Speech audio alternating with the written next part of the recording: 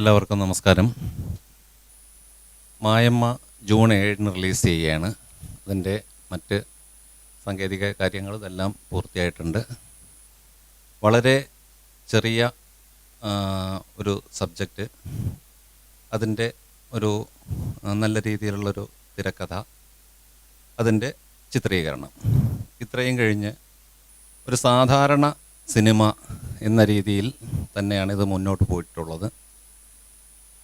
ഒരു പുള്ളുവ പെൺകുട്ടിയും നമ്പൂതിരി യുവാവും തമ്മിലുള്ള പ്രണയം, ആ പ്രണയത്തെ തുടർന്ന് ഈ പെൺകുട്ടിക്ക് സാമൂഹികമായും ആ പശ്ചാത്തലത്തിൽ ഉണ്ടാകുന്ന ബുദ്ധിമുട്ടുകൾ, അതിൽ നിന്ന് ആ പെൺകുട്ടി കരകയറുന്നത്, ആ പുള്ളുവ പെൺകുട്ടിയുടെ സ്ത്രീത്വത്തിനെ വരെ ചോദ്യം ചെയ്യപ്പെട്ടപ്പോൾ അതിൽ നിന്നൊക്കെ ഉള്ള ഒരു പോരാട്ടത്തിലൂടെ, സ്ത്രീത്വത്തിനും അഭിമാനത്തിനും വേണ്ടിയുള്ള അവളുടെ പോരാട്ടത്തിലൂടെ വികസിക്കുന്ന തരത്തിലാണ് ഈ കഥ ഉള്ളത്. അതിൽ ഞങ്ങൾക്ക് വളരെയധികം വിഷമകരമായിട്ടുള്ള അല്ലെങ്കിൽ സങ്കടകരമായിട്ടുള്ള കുറച്ച് കാര്യങ്ങൾ ഈ അടുത്ത സമയത്തായിട്ട് ഉണ്ടാവുകയുണ്ടായി. ഈ സോഷ്യൽ മീഡിയ വഴി ഉണ്ടായിട്ടുള്ള സൈബർ ആക്രമണം എന്ന് തന്നെ അതിന് പറയാം. അത് വളരെ സങ്കടകരമായിട്ടുള്ളൊരു അവസ്ഥയാണ്. കാരണം ഇതിൽ അഭിനയിച്ചിരിക്കുന്നവർ എല്ലാവരും വളരെ പ്രശസ്തരും എല്ലാ കേരളീയർക്കും വ്യക്തമായിട്ട് അറിയുന്ന ആൾക്കാരുമാണ്. അതിൽ ഏറ്റവും പ്രധാനമായിട്ടുള്ളത് ശ്രീ തമ്പിസാറാണ്. അപ്പോൾ തമ്പിസാറിനെ ഇതിൽ അഭിനയിപ്പിച്ചതിനെതിരെയാണ് ആദ്യത്തെ ആക്രമണം വന്നിട്ടുള്ളത്. അപ്പോൾ തമ്പിസാറ് ഒരു പ്രതിനിധാനം ചെയ്യുന്ന രാഷ്ട്രീയ പാർട്ടിയോ അല്ലെങ്കിൽ അത്തരം ഒരു അവസ്ഥയിലൊന്നുമല്ല തമ്പിസാർ ഈ സിനിമയിലോട്ട് വന്നിട്ടുള്ളത്.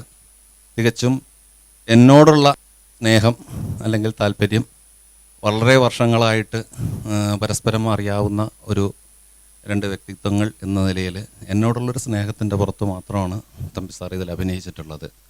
ഒരു കലാകാരൻ എന്ന നിലയിൽ ഒരു കഥാപാത്രമായിട്ട് മാത്രമാണ് സാർ ഇതിൽ അഭിനയിച്ചത്. എന്നാൽ സോഷ്യൽ മീഡിയകളിലും മറ്റ് മാധ്യമങ്ങളിലൂടെയൊക്കെ, സോഷ്യൽ മീഡിയകളിലൂടെ ഉണ്ടായിട്ടുള്ള ആരോപണം വളരെ മോശകരമായിട്ടുള്ളതായിരുന്നു. ആ സിനിമയിൽ സാർ ഉപയോഗിച്ച കോസ്റ്റ്യൂമിൻ്റെ കളർ വരെ എടുത്തു പറഞ്ഞ് തീരെ സഭ്യമല്ലാത്ത രീതിയിലുള്ള ആക്രമണമാണ് നടന്നിട്ടുള്ളത്. അതൊക്കെ സങ്കടകരമാണ്, വളരെ വേദനാജനകമാണ്. പിന്നെ സിനിമയെപ്പറ്റി കൂടുതൽ പറയുന്നതിന് വേണ്ടിയിട്ട് ഇതിലെ പ്രധാന വേഷം ചെയ്ത തമ്പിസാറിൻ്റെ അടുത്ത് തന്നെ ഒന്ന് ക്ഷണിക്കുകയാണ്. നമസ്കാരം. ഒരു കുറേ കാലഘട്ടത്തിന് മുമ്പ് നടക്കുന്നൊരു കഥയാണ് മായമ്മ. ഇന്നത്തെ ഒരു മോഡേൺ യുഗത്തിന് മുമ്പ്, അതായത് മൊബൈൽ പോലും വരുന്നതിന് മുമ്പുള്ളൊരു കാലഘട്ടം. അങ്ങനൊരു കാലഘട്ടത്തിൽ കേരളത്തിലെ ഒരു ഗ്രാമത്തിൽ നടക്കുന്ന കഥ. അപ്പോൾ കേരളത്തിൽ എവിടെയാണ് ഗ്രാമം എന്ന് ചോദിച്ചു കഴിഞ്ഞാൽ, കേരളം ഇന്ന് മൊത്തത്തിലൊരു സിറ്റി ആയിട്ട് വേണമെങ്കിൽ കണക്കാക്കാം. കാസർഗോഡ് മുതൽ പാറശാല വരെ യാത്ര ചെയ്യുമ്പോൾ ഒരൊറ്റ സിറ്റി ആയിട്ട് വേണമെങ്കിൽ നമുക്ക് അതിനെ കാണാം. പക്ഷേ എങ്കിൽ പോലും ആ സിറ്റിയിൽ നിന്നും കുറച്ച് അകത്തേക്ക് പോയി കഴിഞ്ഞാൽ, ഇപ്പോൾ പാലക്കാട് നഗരത്തിൽ നിന്ന് അകത്തേക്ക് പോയി കഴിഞ്ഞാൽ ഒരുപാട് ഗ്രാമങ്ങളുണ്ട്, പ്രത്യേകിച്ചും പൊള്ളാച്ചി ആ വഴികളിലൊക്കെ. അതുപോലെ തന്നെ മധ്യ തിരുവിതാംകൂറിലും തിരുവല്ല അല്ലെങ്കിൽ ചങ്ങനാശ്ശേരി അവിടെ നിന്നൊക്കെ അകത്തേക്ക് പോകുമ്പോൾ ഗ്രാമങ്ങളുണ്ട്. അപ്പോൾ അത്തരം ഗ്രാമങ്ങളിൽ ഇപ്പോൾ ഗ്രാമങ്ങൾ പോലും ഇപ്പം വളരെ മോഡേൺ ആയിപ്പോയി. ഇപ്പോൾ ഒരു ഗ്രാമീണത എന്ന് പറയുന്നത് പോലും നമുക്ക് നഷ്ടപ്പെട്ടിരിക്കുന്നൊരു കാലഘട്ടമാണ്. പക്ഷേ അതുകൊണ്ടായിരിക്കാം ഇതിൻ്റെ സംവിധായകനും തിരക്കഥാകൃത്തുമായ രമേഷ് കുമാർ ഇതിനെ കുറച്ച് കാലഘട്ടത്തിൻ്റെ പിന്നിലേക്ക് കൊണ്ടുപോയത്. കുറച്ചൊരു ആ ഗ്രാമീണത കിട്ടാനും ആ ബന്ധങ്ങളുടെ ഒരു ഊഷ്മളത നിലനിർത്താനും വേണ്ടിയായിരിക്കാം. അപ്പോൾ അതുകൊണ്ട് തന്നെ ആ കാലഘട്ടത്തിന് പുറകിലുള്ളൊരു കഥ, ഒരു പുള്ളുവനും ആ പുള്ളുവ പെൺകുട്ടിയും പുള്ളുവൻ്റെ മകളും മറ്റൊരു ഗ്രാമത്തിൽ നിന്നും പലായനം ചെയ്ത് ഒരു പുതിയ ഗ്രാമത്തിലെത്തുന്നു. അവിടെ അവരൊരു വേരുറപ്പിക്കാൻ ശ്രമിക്കുന്നു. അവിടെ അവർക്ക് സഹായമായി നൽകുന്ന ഒരു നമ്പൂതിരി ഇല്ലം, ആ ഇല്ലത്തിലെ ഒരു ഇളയ തലമുറയിൽപ്പെട്ടൊരു പയ്യനുമായിട്ട് ആ പെൺകുട്ടി പ്രേമത്തിലാവുന്നു. പിന്നെ അത് ഉണ്ടാക്കുന്ന ഒരുപാട് പ്രശ്നങ്ങൾ, ആ പ്രശ്നങ്ങളെ എങ്ങനെ ആ കുട്ടി തരണം ചെയ്യുന്നു, അല്ലെങ്കിൽ ആ തരണം ചെയ്യുന്ന അവസ്ഥയിലേക്ക് കുട്ടിയെ എങ്ങനെ കൊണ്ട് എത്തിക്കുന്നു എന്നുള്ളതാണ് ഈ ചിത്രത്തിൻ്റെ പ്രധാന പ്രമേയം. അതുകൊണ്ട് തന്നെ ഇതൊരു സ്ത്രീപക്ഷ സിനിമ തന്നെയാണ്. തീർച്ചയായിട്ടും ഒരു ഫീമെയിൽ ഓറിയൻറ്റഡ് അല്ലെങ്കിൽ ഒരു ഹീറോയിൻ ഓറിയൻറ്റഡ് സിനിമ തന്നെയാണ്. മായമ്മ എന്ന് പറയുന്ന പ്രധാന കഥാപാത്രമാണ്. അത് അഭിനയിച്ചിരിക്കുന്നത് അങ്കിത വിനോദാണ്. അപ്പോൾ ആ മായമ്മയുടെ അച്ഛനായ പുള്ളുവൻ്റെ കഥാപാത്രമാണ് എനിക്ക്. അപ്പോൾ ഞാനിത് രമേശ് എന്നെ ഈ വേഷത്തിന് വിളിച്ചപ്പോൾ ഞാൻ രമേശിനോട് ആദ്യം ചോദിച്ചത് ഞാൻ ആ വേഷത്തിന് ചേരുമോ എന്നുള്ളതാണ്. ഒരു പുള്ളുവൻ്റെ വേഷത്തിന് എൻ്റെ ഒരു ബോഡി ലാംഗ്വേജൊക്കെ വെച്ച് ചേരുമോ എന്നുള്ളതായിരുന്നു എൻ്റെ സംശയം. രമേശ് പറഞ്ഞില്ല, സാറ് തന്നെ ചെയ്യണം എന്ന് നിർബന്ധപൂർവ്വം പറഞ്ഞപ്പോൾ ശരി ആയിക്കോട്ടെ. ഒരു സംവിധായകനാണല്ലോ ഒരു നടനെ തീരുമാനിക്കുന്നത്, അല്ലെങ്കിൽ കഥാപാത്രം. പ്രത്യേകിച്ചും രമേശ് തന്നെയാണ് എൻ്റെ സ്ക്രിപ്റ്റും. അപ്പം തിരക്കഥാകൃത്തും സംവിധായകനും ഒരാളാകുമ്പോൾ അയാളുടെ മനസ്സിലൊരു കഥാപാത്രത്തെക്കുറിച്ചൊരു ചിന്തയുണ്ടാവും. ഈ കഥാപാത്രം ഇന്ന രൂപത്തിലായിരിക്കണം, ഇന്ന ആളായിരിക്കണം ചെയ്യേണ്ടത്, അല്ലെങ്കിൽ ഇന്ന രൂപമുള്ള ഒരാളായിരിക്കണം ചെയ്യേണ്ടതെന്ന് തീരുമാനിക്കുന്ന തിരക്കഥാകൃത്തും സംവിധായകനുമാണ്. അപ്പോൾ അതുകൊണ്ട് ശരി ആയിക്കോട്ടെ എന്ന് പറഞ്ഞു. പക്ഷേ എനിക്ക് നല്ലൊരു എക്സ്പീരിയൻസ് ആയിരുന്നു. കാരണം ഞാൻ ഒരുപാട് സിനിമകളിൽ അഭിനയിച്ചിട്ടുണ്ട്. എൻ്റെ സിനിമകളിലും അല്ലാതെ മറ്റു സിനിമകളിലും അഭിനയിച്ചിട്ടുണ്ടെങ്കിലും ഞാൻ ഇതുവരെ അഭിനയിക്കാത്ത തരത്തിലുള്ളൊരു കഥാപാത്രം, നായികയുടെ അച്ഛൻ, അങ്ങനൊരു കഥാപാത്രം ഞാൻ ചെയ്തിട്ടില്ല. അല്ലാതെയുള്ള പല പല വേഷങ്ങളും ചെയ്തിട്ടുണ്ട്. പക്ഷേ ഇതിൽ നായികയുടെ അച്ഛൻ മാത്രമല്ല, ഒരുപാട് നല്ല സെൻറ്റിമെൻറ്റ്സ് ഉള്ള മുഹൂർത്തങ്ങൾ, ഒരുപാട് ഡ്രമാറ്റിക് ആയിട്ടുള്ള മുഹൂർത്തങ്ങളൊക്കെ അഭിനയിക്കാൻ പറ്റി. ഒരുപാട് സീൻസൊന്നുമില്ല, പക്ഷേ സിനിമയിൽ ആദ്യമധ്യാന്തം നിറഞ്ഞു നിൽക്കുന്നൊരു കഥാപാത്രം തന്നെയാണ്. പക്ഷെ അത് ഞാൻ കാരണം ഒരു സംവിധായകൻ എന്ന നിലയ്ക്ക് എന്നെ സംബന്ധിച്ചിടത്തോളം ഞാനൊരു നടനായി ഒരു സെറ്റിൽ നിൽക്കുമ്പോൾ തീർച്ചയായിട്ടും നമുക്ക് ഒരുപാട് സന്തോഷമുണ്ട്. കാരണം ഒരുപാട് ഒരു റിലാക്സേഷൻ ഉണ്ട്. കാരണം ഒരു സംവിധായകൻ എന്ന് പറയുമ്പോൾ അതിനകത്ത് ഒരുപാട് ടെൻഷനുണ്ട്. ഒരു നടനാകുമ്പോഴത്തേക്കും വലിയ ടെൻഷനൊന്നുമില്ല.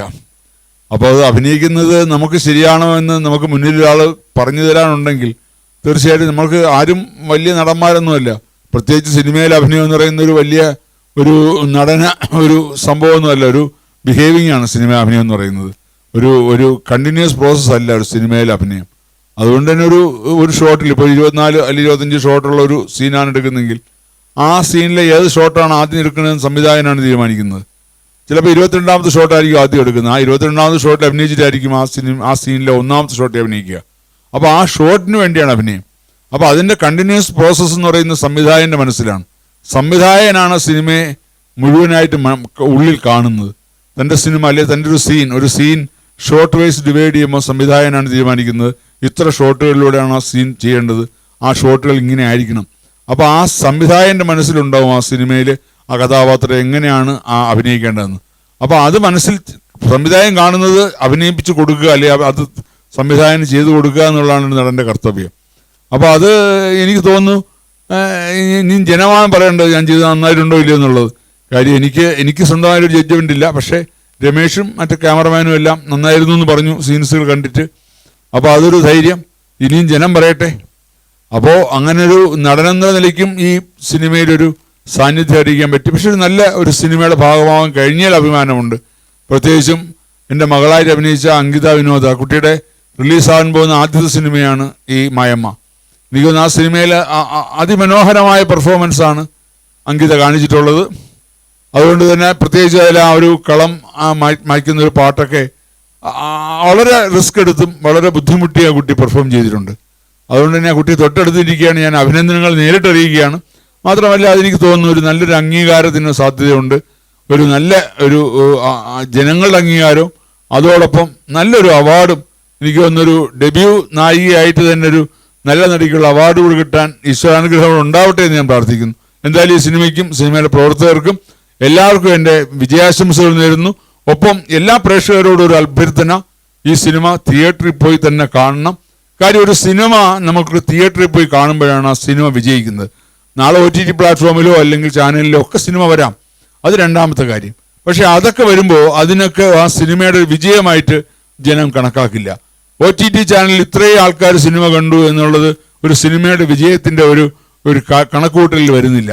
എത്ര ദിവസം തിയേറ്ററിൽ ഓടി, തിയേറ്ററിൽ എത്ര രൂപ കളക്ഷൻ വന്നു, ഇപ്പോൾ കാണുന്നില്ല മറ്റേ 100 കോടി ക്ലബിൽ കയറി, മറ്റേതിൽ കയറി, മറിച്ചതിൽ കയറി. അതൊക്കെയാണ് ഇപ്പോഴത്തെ ഏറ്റവും വലിയ പബ്ലിസിറ്റികൾ. അപ്പോൾ ഒരു സിനിമ നല്ല രീതിയിൽ വിജയിക്കണമെങ്കിൽ, വിജയിച്ചതായിട്ട് ജനം കണക്കാക്കണമെങ്കിൽ തിയേറ്ററിലെ ഒരു കളക്ഷൻ തന്നെയാണ് പ്രധാനം. അതുകൊണ്ട് എല്ലാ പ്രേക്ഷകരും ഈ സിനിമ തിയേറ്ററിൽ പോയി കാണണം. നല്ലൊരു സിനിമയാണ്. നിങ്ങൾക്ക് നൊസ്റ്റാൾജിക് ഒരു മെമ്മറീസിനൊക്കെ സാധ്യതയുള്ള സിനിമയാണ്. കാര്യം ഒരു കേരളത്തിൻ്റെ തനിമയുള്ള സിനിമയാണ്. അപ്പോൾ ഈ സിനിമയ്ക്ക് എല്ലാ വിജയാശംസകളും നേരുന്നു. ഒപ്പം എൻ്റെ കഥാപാത്രത്തെ അംഗീകരിക്കണമെന്നും കൂടെ അഭ്യർത്ഥിക്കുന്നു. വേറൊന്നുമല്ല, സിനിമയെപ്പറ്റി കാരണം പറയാനുള്ളത് ഏകദേശം സംവിധായകനും തമ്പിസാറും പറഞ്ഞു കഴിഞ്ഞു. ഇതൊരു സ്ത്രീപക്ഷ സിനിമയാണ്. കാരണം നമ്മളിന്ന് സിനിമയെക്കുറിച്ച് ആൾക്കാർ സംസാരിക്കുമ്പോൾ 2-3 വിമർശനങ്ങളാണ് പറയുന്നത്. ഒന്ന്, പണ്ടത്തെ സിനിമകളിലൊക്കെ അച്ഛനും അമ്മയും അമ്മാവനും അമ്മായിയൊക്കെ സിനിമകളിലുണ്ടാവും, ഇപ്പോഴത്തെ സിനിമകളിൽ ഇല്ല എന്ന് പറയാറുണ്ട്.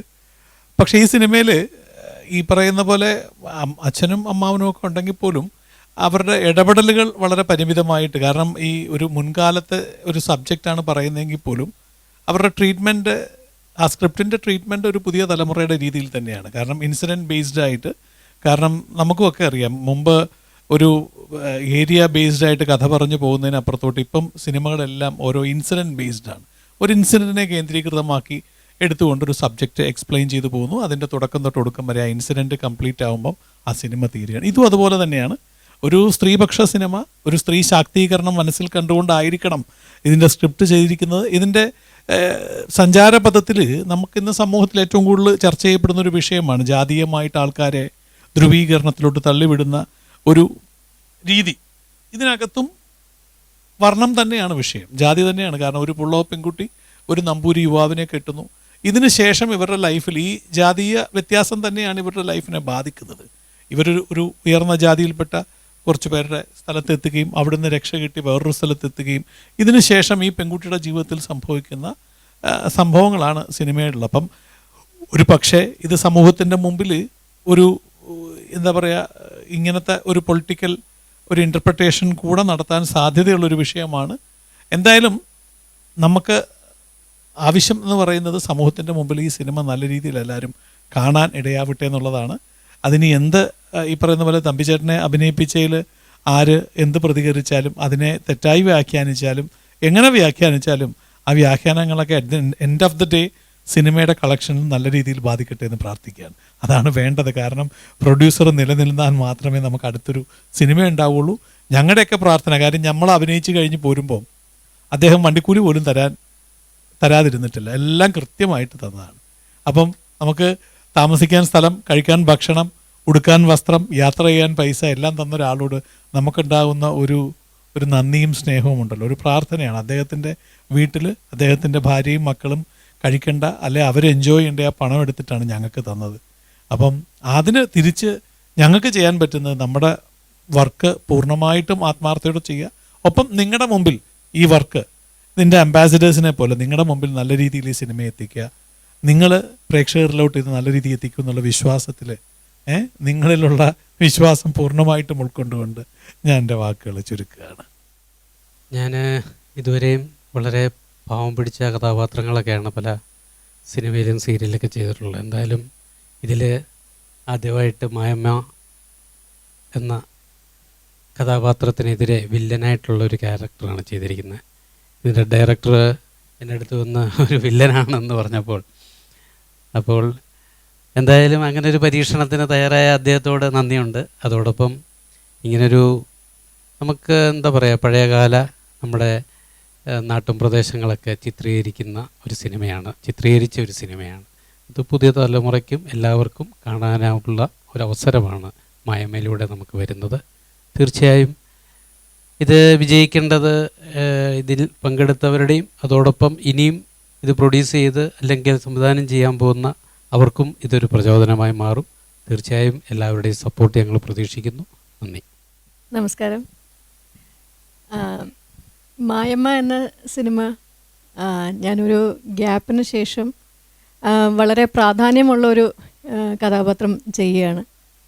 അപ്പോൾ ഈ സിനിമ എല്ലാവർക്കും കുടുംബസമേതം വളരെ ധൈര്യത്തോടെ പോയി കാണാൻ പറ്റുന്ന ഒരു സിനിമയായിരിക്കും എന്ന് ഉറപ്പുണ്ട്. ഇതിൽ ഒരുപാട് നാളുകളായിട്ട് മലയാള സിനിമയിൽ നമ്മൾ മിസ് ചെയ്യുന്നു എന്ന് പറയുന്ന പല കാര്യങ്ങളും ഇതിലുണ്ട്. നമ്മുടെ കേരള തനിമ, നമ്മുടെ ട്രഡീഷൻ, പിന്നെ ബന്ധം, ആളുകൾ തമ്മിലുള്ളൊരു ബന്ധം, അതിൻ്റെ ഒരു ഡെപ്ത് ഒക്കെ വളരെ നന്നായിട്ട് ഇതിൽ ചിത്രീകരിച്ചിട്ടുണ്ട്. എല്ലാവർക്കും വളരെ പ്രതീക്ഷയുള്ളൊരു സിനിമയാണ്. അത് വളരെ നന്നായിട്ട് വരും എന്ന് ഉറപ്പുണ്ട്. നല്ലൊരു ടീം വർക്കാണ് ഇതിലുള്ളത്. ഇതിൽ വർക്ക് ചെയ്ത ഓരോരുത്തരും ഇന്ന ജോലി എന്ന് വേർതിരിക്കാതെ എല്ലാവരും കൂട്ടായിട്ട് എല്ലാ ജോലിയും ചെയ്ത് കൂട്ടത്തോടെ ഉണ്ടാക്കിയ ഒരു സിനിമയാണ്. അതിന് എല്ലാവരുടെയും പ്രാർത്ഥനയുണ്ട് ഇതിൽ. നിങ്ങളെല്ലാവരും ഇത് വിജയിപ്പിക്കണം എന്ന് ആഗ്രഹിക്കുന്നു. ഇതിൽ 4 പാട്ടുകളാണുള്ളത്. ഒന്ന് ട്രഡീഷണലായിട്ടുള്ള നാവൂറ് പാട്ട്, കളംപാട്ട്, അഷ്ടനാഗക്കളത്തിൽ ഈ പുള്ളുവ പെൺകുട്ടി തലമുടി അഴിച്ചിട്ട് നാഗക്കളം മായ്ക്കുന്ന ആ പരമ്പരാഗതമായിട്ടുള്ള ആ ഒരു രീതിയിലുള്ള പാട്ട്, പിന്നെ പുള്ളുവൻ പാട്ട്. ഇതത്രയും കൈകാര്യം ചെയ്തിട്ടുള്ളത് ശ്രീ രാജേഷ് വിജയാണ്. അദ്ദേഹത്തിന് പാട്ടുകളെ പറ്റി ഞാൻ സിനിമയെ പറ്റി എല്ലാവരും പറഞ്ഞു കഴിഞ്ഞു. പാട്ടുകളെ പറ്റി പറയാമെന്ന് വെച്ചപ്പോൾ അതും രമേശ് ജി പറഞ്ഞു കഴിഞ്ഞു. എന്തായാലും എന്നെ സംബന്ധിച്ചത് എൻ്റെ ഒരു ബ്രേക്ക് ത്രൂ ആയിട്ട് ഞാൻ കാണുന്നു. കാരണം നല്ല രീതിയിലുള്ള വ്യത്യസ്തമുള്ള പാട്ടുകൾ ചെയ്യാൻ പറ്റി. നാവൂർ പാട്ട് സാറിന് നിങ്ങൾ ഇപ്പോഴത്തെ ട്രെൻഡി സോങ്സ് ചെയ്തുകൊണ്ടിരിക്കുന്നതിനിടയ്ക്ക് ഇങ്ങനൊരു സബ്ജക്റ്റ് വന്നു. ഭയങ്കര സന്തോഷം. എന്നാൽ കഴിയുന്ന ചെയ്തിട്ടുണ്ടെന്നാണ് വിശ്വാസം. എന്തായാലും ഞാൻ സംസാരിക്കുന്നില്ല, ഒരു 4 വരി പാടാം. ഇതിനകത്തൊരു ക്ലാസിക്കൽ ലവ് സോങ് ഉണ്ട്, ഒരു പ്ലോ പാട്ട്, ഒരു നാവൂർ പാട്ട്, ഒരു കളമെഴുത്ത് പാട്ട്. കാതരമിഴീണകൾ ഇടയും തരളിത മമ മനമതിലലിയും പറയാനിനി എഴുതാമതു അനുപദമതികരഗദലയ സുരഭിലയാമം കാതരമിഴീണകൾ ഇടയും. ഇതിനകത്തുള്ളൊരു ക്ലാസിക്കൽ ലവ് സോങ് ആണ്. എല്ലാവരും അടിപൊളിയായിട്ട് അഭിനയിച്ചിട്ടുണ്ട്. ഓക്കെ. ലിറിക്സ് രമേശ് ജിയാണ്, ഡയറക്ടർ തന്നെയാണ് എൻ്റെ ലിറിക്സും ചെയ്തിരിക്കുന്നത്. ഓക്കെ. സിനിമയെ പറ്റിയൊക്കെ എല്ലാവരും പറഞ്ഞു കഴിഞ്ഞു. ഞാൻ സിനിമാ രംഗത്ത് എൻ്റെ 5ാമത്തെ സിനിമയാണ്. പക്ഷേ എൻ്റെ ആദ്യത്തെ സംരംഭമാണ് മായമ്മ. ഈ 5 പടത്തിന് മുമ്പ് തന്നെയാണ് ഞങ്ങളുടെ മായമ്മയുടെ കൂട്ടായ പ്രവർത്തനം തുടങ്ങിയത്. അതിലൊരു മുൻഷിമാഷ് എന്ന കഥാപാത്രത്തോടെയാണ് എനിക്ക് കിട്ടിയിരിക്കുന്നത്. തന്നതിൽ രമേശോടും നന്ദി അറിയിക്കുന്നു. എല്ലാവരും ഈ പടം തിയേറ്ററിൽ പോയി കാണാൻ ഞങ്ങളുടെ ഒരു വലിയ പ്രതീക്ഷയാണ് അങ്ങോട്ട് ഏൽപ്പിക്കുന്നത്. അതുപോലെ തിരിച്ചും ഞങ്ങൾ പ്രതീക്ഷിക്കും. നായകനായിട്ട് അഭിനയിച്ചിട്ടുള്ളത് അരുൺ ഉണ്ണിയാണ്. ഒറ്റപ്പാലം സ്വദേശിയാണ്. നേരത്തെ സിനിമയിലെ അസിസ്റ്റന്റ് ഡയറക്ടറായിട്ട് വർക്ക് ചെയ്തിട്ടുള്ള ആളും കൂടെയാണ്.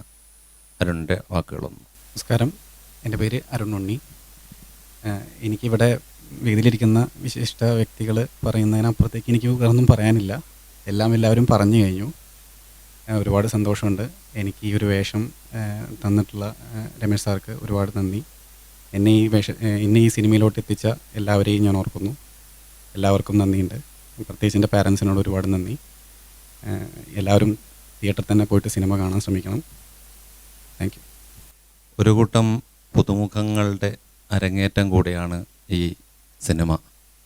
അപ്പോൾ അതിനെ ഞാൻ നേരത്തെ സൂചിപ്പിച്ചതുപോലെ, ജയൻചേട്ടൻ നേരത്തെ സൂചിപ്പിച്ചതുപോലെ, ഈ ആരോപണങ്ങൾ കൊണ്ട് ദയവായി തകർക്കാതിരിക്കുക എന്നൊരപേക്ഷ എനിക്ക് അവസരത്തിൽ നിങ്ങളുടെ അടുത്ത് എല്ലാവരുടെ പറയാനുണ്ട്. അടുത്തായിട്ട് ഇതിലെ നായിക അങ്കിത വിനോദ്. എല്ലാവർക്കും നമസ്കാരം. മായമ്മ എന്ന് പറയുന്ന സിനിമ സത്യത്തിൽ എനിക്കറിയില്ല ഇപ്പം എന്താ പറയേണ്ടതെന്ന്. അത്രയും സന്തോഷത്തോടെയാണ് ഞാൻ ഇരിക്കുന്നത്. എനിക്ക് ഇത്രയും ആർട്ടിസ്റ്റിൻ്റെ കൂടെ ഈ സ്റ്റേജിൽ ഇങ്ങനെ ഇരിക്കാൻ പറ്റുന്നത് ഞാൻ ജീവിതത്തിൽ ഒരിക്കലും മറക്കില്ല. എൻ്റെ ലൈഫ്, എൻ്റെ അഭിനയ ജീവിതത്തിൽ എനിക്ക് ഒരു വലിയൊരു അംഗീകാരം എന്ന് പറയുന്ന സിനിമ. കഷ്ടപ്പെട്ടു എന്ന് ചോദിച്ചാൽ എൻ്റെ രീതിക്ക് ഞാൻ നന്നായി കഷ്ടപ്പെട്ടു. അതിൻ്റെ ഫുൾ സപ്പോർട്ട് സാറ് തന്നെയായിരുന്നു. സാറ് ഓഡിയോ ലോഞ്ചിനും പറഞ്ഞിട്ടുണ്ടായിരുന്നു മായമ്മ സാറിൻ്റെ മകളാണ്. എന്നെ ഒരു മകളെ പോലാണ് സാർ ത്രൂ ഔട്ട് കൊണ്ടുപോയത്. ഓരോ കാര്യങ്ങൾ പറഞ്ഞ് ഈ വ്രതം എടുത്തിട്ടാണ് ഈ നാഗക്കളം പാട്ടെല്ലാം ചെയ്തത്.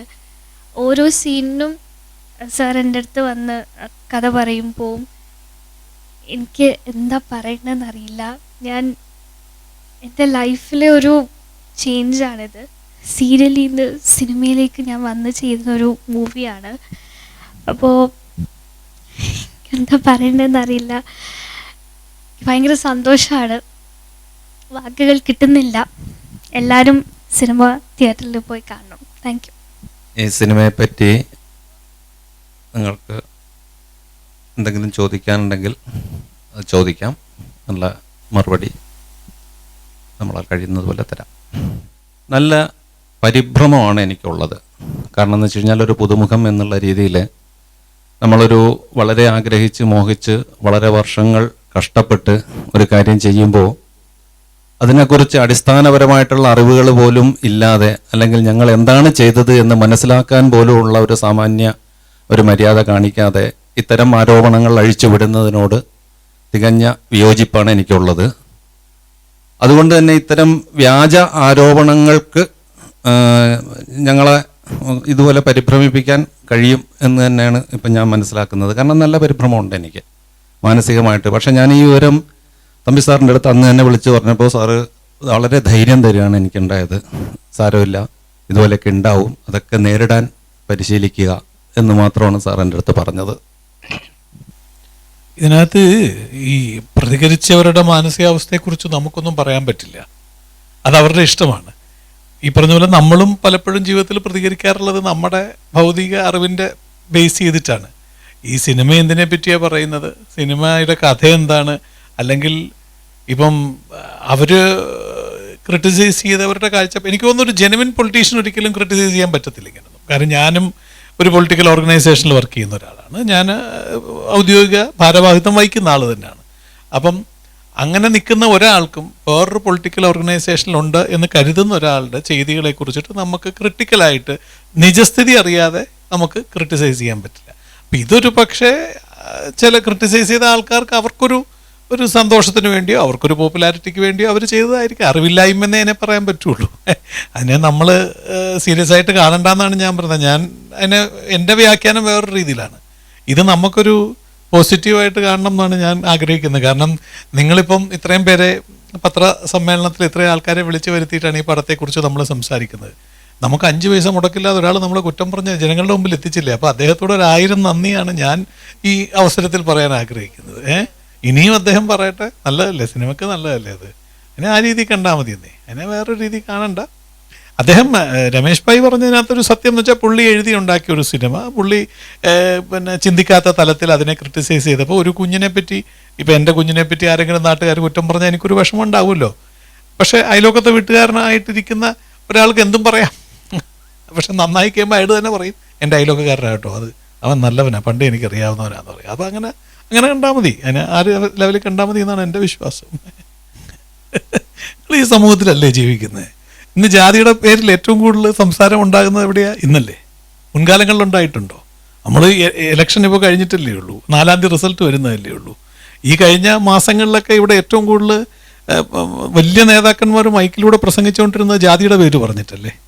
അപ്പം ഇന്ന് ഇത് ശരിക്കും പറഞ്ഞാൽ ആൾക്കാർ വിദ്യാഭ്യാസം കൂടുമ്പോൾ ആൾക്കാർക്ക് അറിവും വിവരവും കൂടി എന്നാണ് നമ്മൾ സങ്കല്പിക്കുന്നത്. പക്ഷേ ഇത് സ്വയം വിമർശനാത്മകമായിട്ട് ആൾക്കാർ ചിന്തിക്കേണ്ട വിഷയമാണ്. ഇവിടെ ഇപ്പോൾ ഇരിക്കുന്നതിനകത്ത് ഇപ്പം നമ്മൾ ഒരു റോഡിലൂടെ ബൈക്കൊക്കെ ഓടിച്ചു പോവുകയാണ്, നമുക്കൊരു ആക്സിഡൻറ്റ് പറ്റി നമ്മൾ റോഡിൽ വീഴുമ്പോൾ നമ്മളെ സഹായിക്കാൻ അവിടെ നിൽക്കുന്നവൻ നമ്മുടെ ജാതിയോ മതമോ വീട്ടുപേരോ അച്ഛൻ്റെ ജാതിയോ ചോദിച്ചിട്ടല്ല സഹായിക്കുന്നത്. നമ്മളെ ആശുപത്രിയിൽ എത്തിച്ചെയ്യുമ്പോൾ ബ്ലഡ് വേണമെന്ന് പറയുമ്പോൾ അവിടെ നിൽക്കുന്ന സഹപ്രവർത്തകരും സുഹൃത്തുക്കളുമാണ് അതിന് സഹായിക്കുന്നത്. അപ്പം ഇതൊരു പുതിയ തലമുറയുടെ കാഴ്ചപ്പാടല്ല, ഇത് ശരിക്കും പഴയ തലമുറയുടെ കാഴ്ചപ്പാടുകളാണ്. ഇന്നത്തെ പുതിയ തലമുറയെ വഴിതെറ്റിക്കാൻ മുതിർന്ന ചില രാഷ്ട്രീയ നേട്ടത്തിന് വേണ്ടി നിൽക്കുന്ന ആൾക്കാർ കളിക്കുന്ന കളികളാണ്. അതിൽ ഞാനൊറ്റ കാര്യമേ പറയുന്നുള്ളൂ, ചെറുപ്പക്കാരായ നമ്മൾ ഇതിലൊന്നും വീഴാതിരിക്കുക എന്നുള്ളത് മാത്രമേ ഉള്ളൂ. കാരണം ഇതൊരു നമ്മളോട് എന്നോട് ചോദിച്ചിട്ടാണോ എന്നെ ഇപ്പം ഞാൻ ഏത് ജാതിയിലാവട്ടെ, എന്നെ ആ ജാതിയിൽ ജനിപ്പിച്ചത് എന്നോട് അനുവാദം ചോദിച്ചിട്ടാണോ? അല്ലല്ലോ, ഞാൻ എൻ്റെ അമ്മയുടെ വയറ്റിൽ ജനിച്ചു പോയി. അപ്പോൾ അമ്മയുടെ ജാതി എന്താണോ അതാണ് എൻ്റെ ജാതി. അപ്പോൾ ഇതിനകത്ത് നമുക്ക് അവകാശവാദം പറയാൻ വല്ല അർഹതയുണ്ടോ? വെറുതെ പറയുന്നതല്ലേ. അപ്പം അത് ഇന്നത്തെ രാഷ്ട്രീയത്തിന് ആവശ്യം, നിലനിൽപ്പിന് ആവശ്യം ചില ജാതീയ വ്യവസ്ഥകളെ ഊതിപ്പെരിപ്പിക്കേണ്ടത് ചില രാഷ്ട്രീയ പാർട്ടികളുടെ ആവശ്യമാണ്. അവരുടെ ആധിപത്യം സ്ഥാപിക്കാൻ വേണ്ടിയാണ്. അതിനെ അവർ വിമർശിക്കുന്നുണ്ടെങ്കിൽ അത് അവരുടെ വിവരമില്ലായ്മയായിട്ട് കണ്ടാൽ മതി. ഉണ്ടാവട്ടെ, തിയേറ്ററിൽ അത് ആളെ കൂട്ടിയാൽ മതി. ഞാൻ പറഞ്ഞല്ലോ, ഞാനതിലെ പോസിറ്റീവായിട്ടേ കാണുന്നുള്ളൂ. ഒരു വിമർശനം ഉണ്ടാകാൻ ആൾക്കാർ, ഇവിടെ ഞാൻ ചോദിക്കട്ടെ, നമ്മുടെ ഈ സോഷ്യൽ മീഡിയയിൽ തന്നെ ആൾക്കാർ ഒരു ശ്രദ്ധ കിട്ടാൻ വേണ്ടി എന്തൊക്കെ കാര്യങ്ങളാണ് കാണിച്ചു കൂട്ടുന്നത്. ഇത് ഒന്നും ചെയ്യാതെ കിട്ടിയില്ലേ, ലോട്ടറി അടിച്ചിരിക്കുകയല്ലേ പ്രൊഡ്യൂസർക്ക്. അദ്ദേഹം ഞങ്ങൾക്കൊക്കെ ഭക്ഷണം തന്നതിന് ദൈവം കൊടുത്ത ഒരു പ്രതിഫലമായിട്ട് ഞാൻ കാണുന്നുള്ളൂ. നല്ല കാര്യമാണ്, നല്ലതാ, സ്നേഹമാണ്, നന്ദിയോടെ പറയണം. പിന്നെ അതൊന്നും പ്യുവർ പൊളിറ്റീഷ്യൻസ് അല്ല. ഞാൻ സീരിയസ് ആയിട്ട് പറഞ്ഞാണ്. ഇപ്പം ചേട്ടൻ, തമ്പിച്ചേട്ടൻ വിശ്വ ഹിന്ദു പരിഷത്തിൻ്റെ ഒരു ഭാരവാഹിയാണ്, ഞാൻ കമ്മ്യൂണിസ്റ്റ് പാർട്ടിയുടെ ഒരു ഭാരവാഹിയാണ്. ഇതുകൊണ്ട് ഞങ്ങൾ അടുത്തിരിക്കരുതെന്നോ, ഞങ്ങളുടെ പൊളിറ്റിക്സ് ഞങ്ങളുടെ ഉള്ളിൽ നിന്നുകൊണ്ട് ഞങ്ങളുടെ മേഖലയിൽ പോകുമ്പോൾ ഞങ്ങളുടെ പൊളിറ്റിക്സ് ഞങ്ങൾ പ്രചരിപ്പിക്കുക തന്നെ ചെയ്യും. അവിടെ നമുക്ക് പൊളിറ്റിക്സിന് ആശയപരമായിട്ടാണ് നമ്മൾ വേർതിരിഞ്ഞ് നിൽക്കുന്നത്, വ്യക്തികളോടല്ല വിരോധം, ആശയപരമായിട്ടാണ്. പക്ഷേ ക്രിട്ടിസൈസ് ചെയ്യാൻ നിൽക്കുന്നവരെ സംബന്ധിച്ച് അവർ വ്യക്തികളിലോട്ടാണ്, വ്യക്തിയധിഷ്ഠിതമായിട്ട് പരാമർശത്തിലോട്ട് പോകുന്നതാണ്. അത് കുറച്ചു കാലത്തെ ലോകപരിചയം വരുമ്പോൾ അത് മാറിക്കോളും. കാരണം ഇത് ധൈര്യമായിട്ട് പറയാൻ പറ്റുന്ന വേറൊന്നും കൊണ്ടല്ല, നമ്മൾ എതിർക്കുന്നുണ്ട് പലതിനെയും, പല പൊളിറ്റീഷ്യൻസിനെ എതിർക്കുന്നുണ്ട്. പക്ഷേ അത് അവരുടെ വസ്ത്രത്തിലോ അവർ കഴിക്കുന്ന ഭക്ഷണത്തിലോ അല്ല, അവരുടെ ചെയ്തികൾ വെച്ചിട്ടാണ്. അപ്പം അതിലോട്ട് തിരിയണം, അതിലോട്ട് തിരിയും. ഇത് നമുക്ക് സിനിമക്ക്, എനിക്ക് തോന്നുന്നത് ഇത് ആരെങ്കിലുമൊക്കെ നമ്മളെ രക്ഷപ്പെടുത്താൻ വേണ്ടി ചെയ്തതെന്നാണ്, നല്ലതായിട്ടാണ് എനിക്ക് തോന്നുന്നത്. അത് വളരെ നല്ല ചോദ്യമാണ്. അത് ഞാൻ പ്രതികരിക്കണം എന്ന് ആഗ്രഹിച്ചിരുന്ന ഒരു ചോദ്യം കൂടിയാണ്. കാരണം മമ്മൂക്കയെ സംബന്ധിച്ച് പറയുകയാണെങ്കിൽ ഇത്രയും സെക്യുലറായിട്ട് ചിന്തിക്കുന്ന ഒരു നടൻ ഈ ഇന്ത്യയിലുണ്ടോ എന്ന് എനിക്ക് സംശയമാണ്. കാരണം അദ്ദേഹം കൊണ്ടുവന്നിട്ടുള്ള ആർട്ടിസ്റ്റുകളെ ആലോചിച്ചു. ഞാൻ എൻ്റെ ഉദാഹരണം വേറെ ആരും എടുക്കണ്ട. ഞാൻ സീരിയൽ അഭിനയിച്ചുകൊണ്ടിരുന്ന ഒരാളാണ്. ആ സീരിയലിൽ നിന്ന് എന്നെ സിനിമയിൽ കൊണ്ടുവന്ന് പരുന്തിലായാലും ദ്രൗപദത്തിലായാലും അണ്ണന്തമ്പിയിലായാലും കിങ് ആൻഡ് ദ കമ്മീഷണറിലായാലും എന്നെ പോലത്തെ ഒരു നടനെ സീരിയലിൽ നിന്ന് ഒരിക്കൽ പോലും ചാൻസ് ചോദിക്കാതിരുന്നിട്ട് പോലും എന്നെ കൈപിടിച്ച് സിനിമയിൽ കൊണ്ടുവന്ന് എന്നെ ഒരു വില്ലൻ വേഷം ചെയ്യാൻ പറ്റുന്ന പരുവത്തിലൊരു നടനാക്കിയത് അദ്ദേഹമല്ലേ. ഞാൻ മുസൽമാനല്ല, ഞാൻ നായരാ, ജനനം കൊണ്ട് നായരാണ്, അദ്ദേഹം മുസൽമാനാണ്. പക്ഷെ അദ്ദേഹം പിന്നെ അദ്ദേഹത്തിൻ്റെ ജാതിയിലോ മതത്തിലോ പെട്ട ആരെങ്കിലും കൊണ്ടുവന്നാൽ മതിയായിരുന്നല്ലോ. അദ്ദേഹം അങ്ങനെ ശ്രമിച്ചിട്ടുണ്ടോ? ഇനി അദ്ദേഹം ആ ജാതിയിലോ മതത്തിലോ പെട്ട ആരെങ്കിലും കൊണ്ടുവന്ന് ഇതുപോലെ എസ്റ്റാബ്ലിഷ്ഡ് ആക്കിയതായി ആർക്കെങ്കിലും ക്രിട്ടിസൈസ് ചെയ്യാൻ പറ്റുമോ? അദ്ദേഹം അതിനൊക്കെ അപ്പുറത്ത് നിൽക്കുന്ന, അദ്ദേഹത്തിൻ്റെ വലിപ്പമൊന്നും ഈ ക്രിട്ടിസൈസ് ചെയ്ത ആൾക്കാർക്ക് മനസ്സിലാക്കാനുള്ള വിവരമില്ല, മനസ്സില്ല. ഞാൻ പറഞ്ഞില്ല, മമ്മൂക്കയെ പോലത്തെ ഇത്രയും, കാരണം അദ്ദേഹം ഒരുപാട് ജനങ്ങളെ പ്രതിനിധാനം ചെയ്യുന്നൊരു നടനാണ്. അദ്ദേഹത്തിന് അത്യാവശ്യം വിദ്യാഭ്യാസമുണ്ട്, വിവരമുണ്ട്. അദ്ദേഹത്തെ ക്രിട്ടിസൈസ് ചെയ്യാൻ ആരെങ്കിലും മുതിരുന്നുണ്ടെങ്കിൽ അവരുടെ വിവരമില്ലായ്മയായിട്ടേ കാണുന്നുള്ളൂ. അതിനെതിരെ താരസംഘടനയോ അല്ലെങ്കിൽ മറ്റ് അസോസിയേഷൻസോ ഇടപെടാതിരുന്നത് അപലപനീയമാണ്, തെറ്റാണ്. മമ്മൂക്കയെ പോലത്തെ ഒരാളെ ക്രിട്ടിസൈസ് ചെയ്യുമ്പം ആദ്യം ഇടപെടേണ്ടത് അമ്മ എന്ന് പറഞ്ഞ സംഘടനയാണ്. ഞാനതിൻ്റെ മെമ്പർ തന്നെയാണ്. പക്ഷെ ഞാൻ അതിൽ എനിക്ക് തോന്നുന്നു അത് കുറവായിപ്പോയി, അത് പോരായിരുന്നു, ശക്തമായിട്ട് ഇടപെടണമായിരുന്നു. കാരണം അമ്മയെപ്പോലത്തെ സംഘടനയും മറ്റ് സിനിമാ സംഘടനകളും മമ്മൂക്കയെ പോലത്തെ ഒരാളെ ക്രിട്ടിസൈസ് ചെയ്യാനോ കോർണർ ചെയ്യാനോ ആരെങ്കിലും ശ്രമിക്കുമ്പോൾ അതിനെതിരെ ശക്തമായിട്ട് നിലപാടെടുത്ത് മുന്നോട്ട് വരേണ്ടതായിരുന്നു. കാരണം മമ്മൂക്ക ഇന്ന് വരെ വർഗീയമായിട്ട് ചിന്തിച്ചിട്ടേ ഇല്ലാത്ത ഒരാളാണ്. ഞാൻ എൻ്റെ ജീവിതം ഉദാഹരിച്ചുകൊണ്ട് ഞാൻ പറയുകയാണ്, വേറെ ആരുടെയും ജീവിതം ഞാൻ എടുക്കണ്ടല്ലോ. എൻ്റെ ജീവിതം ഉദാഹരിച്ചുകൊണ്ട് ഞാൻ പറയുകയാണ്, എനിക്കൊരു ജീവിതം ഉണ്ടാക്കി തരാൻ ഒരിക്കൽ പോലും ചാൻസ് ചോദിക്കാതിരുന്നിട്ട് പോലും ചേർത്തല കിടക്കുന്ന എന്നെ വിളിച്ചൊരു വേഷം തന്ന് 1 4 5 സിനിമകൾ തന്ന് എന്നെ രക്ഷപ്പെടുത്താൻ ശ്രമിച്ച ഒരു വലിയ നടനാണ്. അദ്ദേഹത്തിൻ്റെ ഉള്ളിൽ സെക്യുലറിസം മാത്രമേ ഉള്ളൂ. മോശമാണ്, കഷ്ടമാണ്. അദ്ദേഹത്തെ അറിയാത്തവരാണ് ഇങ്ങനെ പ്രതികരിക്കുന്നത്. ഇതിനകത്ത് മമ്മൂക്ക ഇനി വളർത്താൻ ആരെങ്കിലും ശ്രമിക്കേണ്ട കാര്യമുണ്ടോ? മമ്മൂക്ക വളർന്ന് പന്തലിച്ച് ഇനി അദ്ദേഹത്തെ കണ്ട് മറ്റുള്ളവർ വളരാൻ ആഗ്രഹിക്കേണ്ട രീതിയിൽ അദ്ദേഹം വളർന്നു നിൽക്കുകയാണ്. ഇന്ന് തമ്പിച്ചേട്ടൻ ഇന്റർവ്യൂവിൽ പറഞ്ഞ പോലെ ഏറ്റവും കൂടുതൽ വെറൈറ്റി വേഷങ്ങൾ ഈ പ്രായത്തിലും ഇത്രയും വെറൈറ്റിയോടെ ഇത്രയും ഭംഗിയായിട്ട് ഓരോ മാനറിസംസ് എടുത്ത് നോക്കും ഓരോ സിനിമയും. ഈ അടുത്ത് വന്ന സിനിമകൾ, ഞാൻ ഈ അടുത്ത സിനിമകളിലൊന്നും അദ്ദേഹത്തിൻ്റെ കൂടെ ഇല്ല, പക്ഷെ 5 6 പ്രാവശ്യം ഞാനിരുന്ന് സിനിമ കാണുമ്പം നമുക്ക് ഗുണപാഠമാണ് എങ്ങനെ അഭിനയിക്കണം. അദ്ദേഹത്തിൻ്റെ ഓരോ സിനിമകളിലെ മാനറിസംസ് എടുത്ത് നോക്കിക്കഴിഞ്ഞാൽ അദ്ദേഹം എടുക്കുന്ന എഫേർട്ട്, ആ ബ്രെയിൻ യൂസ് ചെയ്യുന്ന അത്രമാത്രമുണ്ട്. അപ്പം അതുകൊണ്ട് അദ്ദേഹത്തിനെ ഈ കോർണർ ചെയ്യുന്നതല്ല ഇത്. സത്യത്തിൽ എനിക്ക് തോന്നുന്നത് എന്താ അറിയോ, നിങ്ങളൊരു 10 പേര് ഒരിടത്തിരിക്കുകയാണ്, നിങ്ങളെ ആരും ശ്രദ്ധിക്കുന്നില്ല. അപ്പം empty vessels makes noise എന്ന് പറയും. എന്താണെന്നറിയാവോ, എന്നെ ആരും ശ്രദ്ധിക്കുന്നില്ല, അപ്പം എന്നെ ശ്രദ്ധിക്കാൻ വേണ്ടി ഞാൻ കിടന്ന് കുറെ ബഹളം വയ്ക്കും. അപ്പോൾ എല്ലാവരും കൂടെ അവനെ എങ്ങനെ നോക്കും? ഇത് ശ്രദ്ധ കിട്ടാൻ വേണ്ടി ആരോ ചെയ്തതായിരിക്കാനേ സാധ്യതയുള്ളൂ. അല്ലാതെ ഇതൊന്നും സത്യസന്ധമായി ഒന്നും മമ്മൂക്കയോടൊന്നും പ്രതികരിക്കാൻ സത്യം ചിന്തിക്കുന്നവർക്ക് പറ്റില്ലല്ലോ. ഇത് വെറുതെ ഇത് empty vessels makes noise, that's all, അത്രേ ഉള്ളൂ. ഒന്നാമത് ഞാൻ രാഷ്ട്രീയ പ്രസ്ഥാനത്തിൽ വിശ്വസിക്കുന്ന ആളല്ല, രാഷ്ട്രീയ പ്രസ്ഥാനത്തിൽ പ്രവർത്തിക്കുന്ന ആളുമല്ല, എനിക്ക് പ്രത്യേക രാഷ്ട്രീയവും ഇല്ല. ഒരു കലാകാരന് രാഷ്ട്രീയം ഉണ്ടാകരുതെന്ന് വിശ്വസിക്കുന്ന ആളും കൂടെയാണ് ഞാൻ. കാര്യം കലാകാരനൊരു പൊതു സ്വത്താണ്. അപ്പം എല്ലാ ആൾക്കാരും ഒരുപോലെ കാണേണ്ടതാണ്. എനിക്ക് രാഷ്ട്രീയമില്ല. പിന്നെ ഇപ്പോഴത്തെ ഈ പറഞ്ഞ വിഷയങ്ങൾ, ഇപ്പം മമ്മൂട്ടിയുടെ പുറത്തല്ലല്ലോ പലതുപോലെ ആക്രമണങ്ങൾ വരുന്നില്ലേ, അതൊരു സോഷ്യൽ മീഡിയയുടെ, നേരത്തെ ജയം പറഞ്ഞ പോലെ ഒരു പണിയില്ലാത്തിരിക്കുന്ന ആൾക്കാർക്ക് എന്തെങ്കിലും ഒരു പണി വേണ്ടേ? അപ്പം ഈ ചന്ദ്രൻ ഉദിച്ച് നിൽക്കുമ്പോൾ കുറേ നായ്ക്കൾ കുരയ്ക്കും. അത് കുരയ്ക്കട്ടെ, എന്നിട്ട് ചന്ദ്രനവിടെ ഉദിക്കാതെ പോവുകയാണോ? ഇല്ലല്ലോ, അത് ഉദിച്ചു നിന്നോളും. ഇവൻ കുരച്ചുകൊണ്ടിരിക്കും. കുറച്ച് കഴിയുമ്പോൾ അവൻ്റെ ഭാഗം കഴിക്കുമ്പോൾ കുറെ നിർത്തും. അത്രേ ഉള്ളൂ. അതിന് ആ വില കൊടുത്താൽ മതിയായിരുന്നു, നായയുടെ വില കൊടുത്താൽ മതിയായിരുന്നു. ഇത് നിർമ്മിച്ചിരിക്കുന്നത് പുണർദ ആർട്സ് ഡിജിറ്റൽ എന്നുള്ളൊരു കമ്പനിയാണ്. ആ കമ്പനിയിൽ ഒരു 7 പേര് അതിൻ്റെ ഭാരവാഹികളുണ്ട്. അവരെല്ലാവരും കൂടെ ചേർന്ന് ആണ് ഇതിൻ്റെ ഫിനാൻസ് അറേഞ്ച് ചെയ്തിട്ടുള്ളത്. അപ്പോൾ അവരെ സംബന്ധിച്ചിടത്തോളം എന്നെയാണ് അവർക്ക് വിശ്വാസം, എൻ്റെ വാക്കുകളാണ് അവർക്ക് വിശ്വാസം, അതിൽ കവിഞ്ഞ് അവർക്കൊന്നുമില്ല.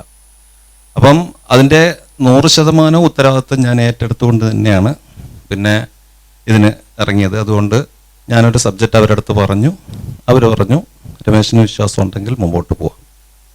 അപ്പോൾ അതുകൊണ്ട് അങ്ങനെ ഒരു ഭയമില്ല. ഇങ്ങനെ വെയിറ്റ് ചെയ്തിരുന്ന് ചോദിച്ച പോലെ ഫീൽ ചെയ്തു. എന്നാലും കുറേ റിജക്ഷൻസ് വന്നിട്ടുണ്ട്. അത് റീസൺ സീരിയൽ നടി ആയതുകൊണ്ട് തന്നെ.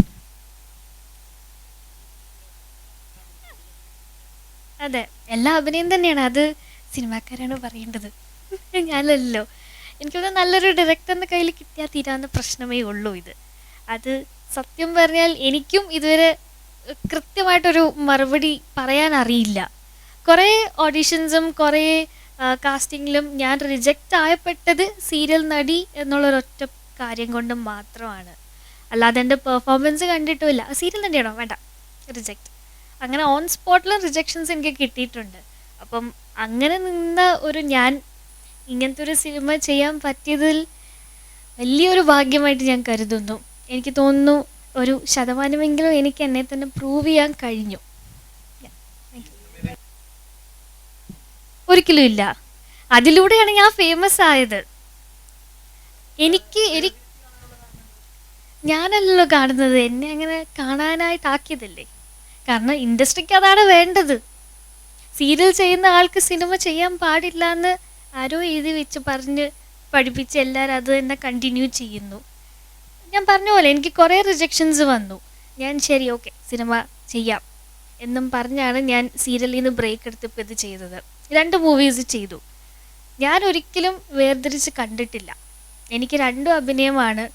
ഞാൻ എന്നെ ആൾക്കാർ അറിയുന്നതും ഇപ്പോഴും അറിയുന്നത് സീരിയലിലൂടെയാണ്. റിജക്ഷൻസ് ഒരുപാട് ഉണ്ടായിട്ടുണ്ട്. പക്ഷേ ഈ പറഞ്ഞ പോലെ ഒരു സീരിയൽ നടി ആയതുകൊണ്ട് എന്തോ ഭാഗ്യത്തിന് എന്നെ അങ്ങനെ മാറ്റി നിർത്തപ്പെട്ടിട്ടില്ല.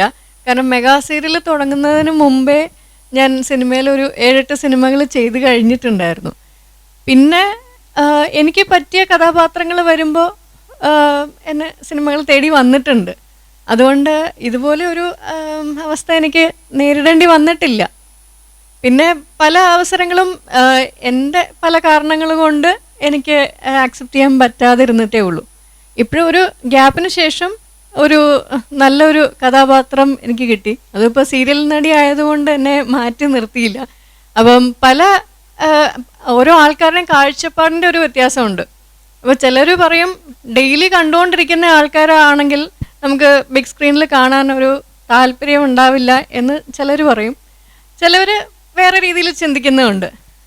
ആൾക്കാർക്ക് കൂടുതൽ അക്സെപ്റ്റബിൾ ആയിട്ടുള്ള ഒരു ആളാണെങ്കിൽ ആൾക്കാർക്ക് കാണാൻ താല്പര്യം ഉണ്ടാവുന്ന 2 രീതിയിലും ചിന്തിക്കുന്ന ആൾക്കാരുണ്ട്. അപ്പോൾ അത് നമ്മുടെ ഭാഗ്യം പോലെയാണെന്നാണ് ഞാൻ വിശ്വസിക്കുന്നത്. അങ്ങനെയില്ല, ഞാൻ ആദ്യമേ ഹീറോയിനായിട്ടൊരു സിനിമ ചെയ്തിരുന്നു മെഗാ സീരിയൽ തുടങ്ങുന്നതിന് മുമ്പേ. പക്ഷേ നിർഭാഗ്യവശാൽ അത് റിലീസായില്ല. പിന്നെ ഈ 1000 എപ്പിസോഡൊക്കെ നീണ്ടുപോകുന്ന സീരിയൽ വരുന്നതിന് മുമ്പേ ചെയ്ത് സിനിമ നടി എന്നുള്ളൊരു രീതിയിൽ വന്നിട്ടുണ്ടായിരുന്നു. നമ്മൾ ജാതീയമായിട്ടുള്ള ഉച്ചനീചത്വങ്ങളോ ഒരു വിഭാഗം ജാതി മോശമാണ് അല്ലെങ്കിൽ മറുവിഭാഗം ജാതി വളരെ കേമമാണ് അങ്ങനെയുള്ള ഒരു രീതിയിലൂടെ നമ്മൾ ഈ സിനിമ കൊണ്ടുപോകുന്നില്ല. മീൻസ് ഒരു ജാതിയെയും നമ്മൾ മോശമാക്കുന്നില്ല, ഒരു ജാതിയെയും ഉയർത്തി കാണിക്കുന്നില്ല. പക്ഷേ ഇതിലെ കഥാപാത്രങ്ങൾ ഒരു പുള്ളുവ പെൺകുട്ടിയും ഒരു നമ്പൂതിരി യുവാവുമാണ് പ്രധാന കഥാപാത്രങ്ങളായിട്ട് വരുന്നത്. അതുകൊണ്ട് അവരെ മോശക്കാരാക്കണമെന്ന് നിർബന്ധമൊന്നുമില്ലല്ലോ. അതുകൊണ്ട് അങ്ങനെ ഒരു മോശമായിട്ടുള്ള ഒരു ചിത്രീകരണവും ഇതിലുണ്ടായിട്ടില്ല. അല്ല, അത് ഒരു കഥയുടെ അല്ലെങ്കിൽ ഒരു കഥാകൃത്തിൻ്റെ സ്വാതന്ത്ര്യമാണ്. അത് നമ്മുടെ മനസ്സിലൊരു കഥ അങ്ങനെയാണ് പോകുന്നത്. അതുകൊണ്ട് ആ ഒരു രീതിയിൽ ചിത്രീകരിച്ചു, അത്രയേ ഉള്ളൂ. കാണാൻ പറ്റുന്ന പ്രേക്ഷകരോട് ഞാൻ നേരത്തെ ഒന്ന് രണ്ടിടത്ത് സൂചിപ്പിച്ചിരുന്നു. അതുപോലെ തന്നെ ഒരിക്കൽ കൂടി അത് പറഞ്ഞുകൊള്ളട്ടെ. ചിത്രം കണ്ട് മാത്രമേ വിലയിരുത്താവൂ. ചിത്രം കാണുന്നതിന് മുൻപോ അല്ലെങ്കിൽ അതിൻ്റെ ട്രെയിലർ കണ്ടിട്ടോ പോസ്റ്റർ കണ്ടിട്ടോ റിവ്യൂ മുതലായ മോശമായിട്ടുള്ള റിവ്യൂ, പോസിറ്റീവായിട്ട് വേണമെങ്കിൽ എന്ത് വേണം ഇട്ടോളൂ, കുഴപ്പമില്ല, മോശമായിട്ടുള്ള റിവ്യൂ ഇട്ട് ചിത്രത്തിനെ തകർക്കാനുള്ള ഒരു ശ്രമം ഉണ്ടാവരുത് ആരുടെ ഭാഗത്തുനിന്നും. അതുപോലെ ഞാൻ നേരത്തെ സൂചിപ്പിച്ചതുപോലെയുള്ള വ്യാജമായിട്ടുള്ള അനാവശ്യമായിട്ടുള്ള ആരോപണങ്ങൾ ഉയർത്തി നമ്മുടെ മാനസികാവസ്ഥയെ ദോഷം ചെയ്യരുത്. എല്ലാവരും ചിത്രം കാണുക, കണ്ടതിന് ശേഷം എന്ത് വേണമെങ്കിലും നിങ്ങൾക്ക് റിവ്യൂ ഇടാം, നല്ലതായാലും ചീത്തയായാലും. മോശമായിട്ടുള്ള റിവ്യൂ ആണെങ്കിൽ ഞങ്ങളത് ആക്സെപ്റ്റ് ചെയ്യും, ഞങ്ങളുടെ തെറ്റുകുറ്റങ്ങൾ ഞങ്ങൾക്ക് മനസ്സിലാവും. നല്ലതാണെങ്കിൽ പ്രചോദനമാകും, സന്തോഷം ഉണ്ടാവും. അങ്ങനെ ചെയ്യുക, അല്ലാതെ അതിൻ്റെ സത്യാവസ്ഥകൾ അറിയാതെ ഒന്നിനും പ്രതികരിക്കാതിരിക്കുക. എല്ലാവരും തിയേറ്ററിൽ ചെന്ന് കാണുക, അതാണ് എനിക്ക് പറയാനുള്ളത്. അല്ല, ഒരു സിനിമ വിജയിക്കണമെങ്കിൽ ഞാൻ നേരത്തെ പറഞ്ഞ ഒരു തിയേറ്ററിൽ തന്നെ പോയി കാണണം, എല്ലാവരും തിയേറ്ററിൽ പോകണം. ഇപ്പോൾ രമേശ് പറഞ്ഞതുപോലെ ഈ റിവ്യൂ ചെയ്യുന്നത് യഥാർത്ഥത്തിൽ പറഞ്ഞാൽ ഒരു സിനിമയെ യഥാർത്ഥത്തിൽ പറഞ്ഞാൽ ഈ പറഞ്ഞ സോഷ്യൽ മീഡിയയിലുള്ള റിവ്യൂ തന്നെ നിർത്തണമെന്നാണ് എൻ്റെ അഭിപ്രായം. കാര്യം തിയേറ്ററിൽ പോകുന്ന ഒരാൾ, ഇപ്പം ഞാൻ സിനിമ കാണുമ്പോൾ എനിക്കിഷ്ടപ്പെടുന്ന സിനിമ ഇവിടെ ഇരിക്കുന്ന മറ്റൊരാൾക്ക് ഇഷ്ടപ്പെടണമെന്നില്ല. നമുക്ക് ഓരോരുത്തരും അവരുടെ പെർസ്പെക്റ്റീവിലാണ് ഒരു സിനിമ കാണുന്നത്. അപ്പം അതുകൊണ്ട് തന്നെ നമ്മൾ ഇപ്പോൾ ഒരു റിവ്യൂ ഇടുമ്പോൾ ആ റിവ്യൂ ഇടുന്ന പെർസ്പെക്റ്റീവ്, അയാളുടെ പെർസ്പെക്റ്റീവിലാണ് അയാളുടെ സിനിമയെ കുറിച്ച് റിവ്യൂ ഇടുന്നത്. അപ്പോൾ അയാളുടെ പെർസ്പെക്റ്റീവ് മറ്റുള്ളവരുടെ എല്ലാം തലയിൽ അടിച്ചേൽപ്പിക്കണമെന്ന് പറയുന്നത് ഒരു തെറ്റായ നിലപാടാണ്. നിങ്ങൾക്ക് റിവ്യൂ ഇടണമെങ്കിൽ ഇട്ടോളൂ, ആ സിനിമ തിയേറ്ററിൽ നിന്ന് മാറിയതിന് ശേഷം മറ്റ് OTT പ്ലാറ്റ്ഫോമിലോ അല്ലെങ്കിൽ ചാനലിലോ വരുന്നതിന് മുമ്പ് ഇട്ടോളൂ. അപ്പോൾ പക്ഷേ അവർക്ക് അത്രത്തോളം റീച്ച് കിട്ടുമോ എന്നുള്ളത് സംശയമാണ്. അപ്പോൾ റീച്ച് ഉണ്ടാക്കാൻ വേണ്ടി ഒരു പ്രോഡക്റ്റിനെ, പ്രത്യേകിച്ച് സിനിമ എന്ന് പറയുമ്പോൾ ഒരു കല മാത്രമല്ല, അതൊരു കച്ചവടം കൂടെയാണ്. കച്ചവടം ചേർന്ന കലയാണ് സിനിമ. ആ സിനിമയെ അല്ലെങ്കിൽ ആ ഒരു ബിസിനസ്സിനെ, ഒരു സിനിമയ്ക്ക് പൈസ മുടക്കി എത്രയോ കോടി രൂപ മുടക്കി ഒരു ആൾക്കാർ അല്ലെങ്കിൽ കുറച്ച് ആൾക്കാർ ചേർന്ന് അല്ലെങ്കിൽ ഒരു വ്യക്തി, ആ വ്യക്തി ഒരു സിനിമയെ അയാൾ വളരെ സ്നേഹിച്ചാണ്. ഒരു പ്രൊഡ്യൂസർ, സിനിമ എടുക്കുന്ന പ്രൊഡ്യൂസറെ സംബന്ധിച്ചോളം ആ സിനിമയോടുള്ള ഇഷ്ടം കൊണ്ടോ അല്ലെങ്കിൽ കലയോടുള്ള ഇഷ്ടം കൊണ്ടാണ് വരുന്നത്. ഒരു മറ്റേത് ബിസിനസ്സിലായാലും, നിങ്ങൾ എന്ത് ബിസിനസ് തുടങ്ങിയാലും ആ ബിസിനസ് ഇനി പൊട്ടിപ്പോയാലോ പൂട്ടിപ്പോയാലോ കുറച്ച് ഫർണിച്ചറെങ്കിലും അവിടെ ബാക്കി കാണും. ഈ സിനിമയിലാണ് ഒരു സാധനം പോലും ബാക്കി ഉണ്ടാവാത്തത്.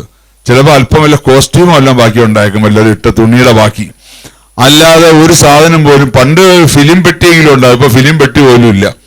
അപ്പൊ അങ്ങനെ ഒരു സിനിമയ്ക്ക് വേണ്ടി ആ സിനിമയെ ഇഷ്ടപ്പെട്ട് ആ സിനിമയെ സ്നേഹിച്ച് കലയെ സ്നേഹിച്ച് വരുന്ന ഒരാളാണ് സിനിമ പ്രൊഡ്യൂസ് ചെയ്യുന്നത്. അപ്പൊ മാത്രമല്ല, ഈ സിനിമ എന്ന് പറയുമ്പോൾ ഒരു സിനിമ കൊണ്ട് എത്രയോ ആൾക്കാരാണ് ജീവിക്കുന്നത്. നടീനടന്മാരായാലും മറ്റ് ടെക്നീഷ്യൻസ് ആയാലും എന്നിട്ട് എത്രയോ തിയേറ്ററിനകത്ത് കാറ് പാർക്ക് ചെയ്യുമ്പോൾ അതിന് ഫീസ് വാങ്ങിക്കുന്ന ആൾ പോലും സിനിമ കൊണ്ട് ജീവിക്കുന്നതാണ്. അപ്പൊ എത്രയോ പേരുടെ ഒരു ജീവിത മാർഗമാണിത്. അപ്പൊ അതിനെ അനാവശ്യമായിട്ട് നമുക്ക് കുറച്ച് റീച്ച് കിട്ടാൻ വേണ്ടി, അല്ലെങ്കിൽ നമ്മളെ കുറച്ച് ആൾക്കാർ അറിയാൻ വേണ്ടി, നമ്മൾ ഒരു ആളാകാൻ വേണ്ടി ഒരു സിനിമയെ വെറുതെ ഈ നിരൂപണം ചെയ്ത് നശിപ്പിക്കരുത്. അത് ഇപ്പൊ നിയമപരമായിട്ട് പോലും കോടതി വരെ ഇടപെട്ടിട്ടുണ്ട്. അതിൽ ഈ ഇടയ്ക്ക് ബോംബെയിലെ മറ്റുമാണ് ഒരു സിനിമ റിലീസ് ചെയ്യുന്ന ദിവസം ആ സിനിമയുടെ റിവ്യൂ വന്നു. പക്ഷേ നിർഭാഗ്യവശാൽ ആ സിനിമ അന്ന് റിലീസ് ചെയ്തില്ല. ആ റിലീസ് മാറിപ്പോയി, റിവ്യൂ കയറിപ്പോയി. അപ്പൊ നേരത്തെ പറഞ്ഞ പോലെ പോസ്റ്റർ കണ്ടിട്ടോ ട്രെയിലർ കണ്ടിട്ടോ വെച്ച് റിവ്യൂ തട്ടിവിടും. പക്ഷെ സിനിമ നിർഭാഗ്യവശാൽ അന്ന് റിലീസ് ചെയ്തില്ല, പിറ്റേ ദിവസമാണ് റിലീസ് ചെയ്തത്. അപ്പൊ റിലീസ് ചെയ്യുന്നതിന് മുമ്പ് തന്നെ സിനിമയ്ക്ക് റിവ്യൂ ഇട്ടു. അതുപോലെ തന്നെയാണ് ഇവിടെ പലരും റിവ്യൂ ഇടുന്നത്. തിയേറ്ററിൽ പടം ഓടിക്കൊണ്ടിരിക്കുന്നതിന് മുമ്പ് റിവ്യൂ ഓൺലൈനിൽ കയറി കഴിയും. ആരാദ്യം ഇടും എന്നുള്ളതാണ്. ഇപ്പൊ റിവ്യൂ മത്സരമാണ് നടക്കുന്നത്. അപ്പൊ അതിൽ ആരാദ്യം ഇടും, ആർക്കാണ് ഏറ്റവും കൂടുതൽ റീച്ച് കിട്ടുന്നത്, അതിനുവേണ്ടി ശ്രമിച്ച് പാവപ്പെട്ട ഒരു പ്രൊഡ്യൂസർ അയാളുടെ ജീവിതത്തിലെ ആഗ്രഹങ്ങളും അയാൾ കഷ്ടപ്പെട്ട് സമ്പാദിച്ച പൈസയും ഭാര്യയുടെ പെട്ടുതാലി വരെ വിറ്റിട്ടായിരിക്കും ചിലപ്പോൾ സിനിമ ചെയ്യുന്നത്.